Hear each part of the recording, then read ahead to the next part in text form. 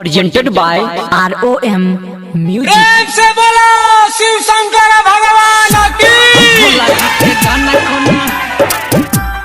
भोला जी के गाना कोना मैथिली रिकॉर्डिंग स्टूडियो खुटौना बाजार।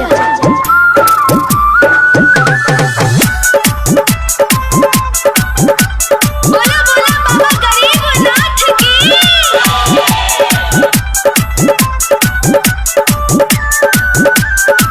हाँ भोला जी के गाना कोनो बजतई रे आ पिकअप पर भोजी बम नचतई रे। भोला जी के गाना कोनो बजतई रे आ पिकअप पर भोजी बम नचतई रे।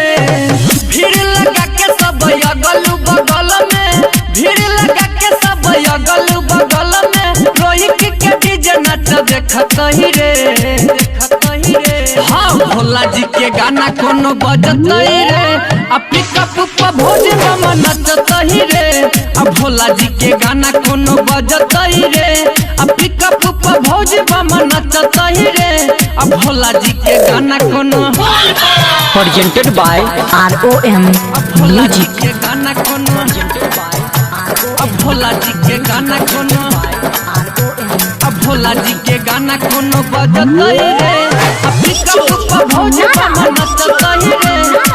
Maithili recording studio Khutauna DJ बाजार। राकेश दिवाकर कमला बारी चौक जयनगर बाजार।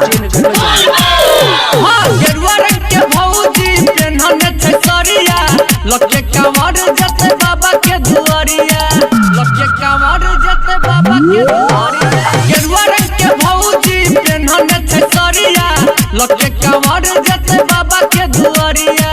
भक्ति में सब कियो रहतई रे, हर रहतई रे आ पिकअप पर भौजी बम नचतई रे।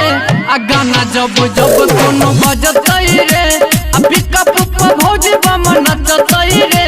आ भोला जी के गाना कोनो बजतई रे आ पिकअप पर भौजी बम नचतई रे। आ भोला जी के गाना कोनो आ भोला जी के गाना कोनो आ भोला जी के गाना कोनो बजतई रे आ पिकअप पर भौजी बम नचतई रे। डीजे राकेश दिवाकर पिकअप पर भौजी बम नचतई रे। कमला बारी चौक जयनगर बाजार।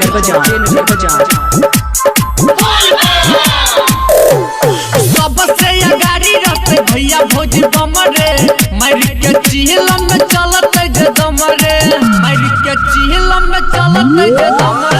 सबसे अगाड़ी रहते भैया भौजी बम रे, मारी के चिहलम में चलते जे दम रे। तो आर के राजा जी के सिंह घूमतई रे, हाँ घूमतई रे आ पिकअप पर भौजी बम नचतई रे।